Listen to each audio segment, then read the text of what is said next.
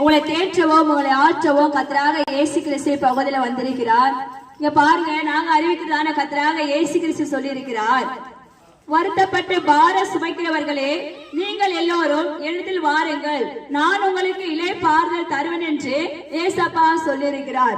அப்படியே ஒரு அம்மா இருந்தாங்க. இன்னைக்கு நம்ம கிட்ட காசு பணம் நகை நட்டு எல்லாம் இருந்தா எல்லா மனிதர்களும் எல்லா உறவுகளும் தேடி வருவார்கள். ஏன் பெற்ற பிள்ளைகள் கூட நம்ம கிட்ட ஒரு பென்ஷன் வருதா, நம்ம கிட்ட ஏதாச்சும் வாடகை வருதா, நம்ம கிட்ட காசு இருக்குதா என்று எண்ணிதான் நம்ம பிள்ளைகளுக்கு நம்ம ஆதரிக்க நம்ம கிட்ட வருவாங்க. நம்ம கிட்ட ஒன்றுமே இல்லைன்னா யாருமே வரவே மாட்டாங்க. நாங்கள் அறிவிக்கதான இந்த வேதத்துல சொல்லப்படுகிறது, 12 வருஷமா பெரும்பாடுள்ள ஒரு ஸ்திரீ இருந்தால், அவகிட்ட ஆஸ்தி இருந்தது, அந்தாஸ்தி இருந்தது, எல்லா வசதி வாய்ப்புகள் எல்லாம் இருந்தது. ஆனா அவளுக்கு என்ன இல்ல? சரீர சுகம் இல்ல, சரீரத்துல போதுமான சுகம் இல்ல. சரி, நம்ம கிட்ட காசு பணம் நிறைய இருக்கிறது, அதை வைத்து நம்ம என்ன செய்யலாம்? வைத்தியர்களை பார்க்கலாம், எல்லாம் செய்யலாம் என்று எவ்வளவு நினைத்திருக்கலாம். காசு பணத்தை நம்பினா, ஆனால் அந்த காசு பணம் கடைசி வரைக்கும் கை கொடுக்கவே இல்லை.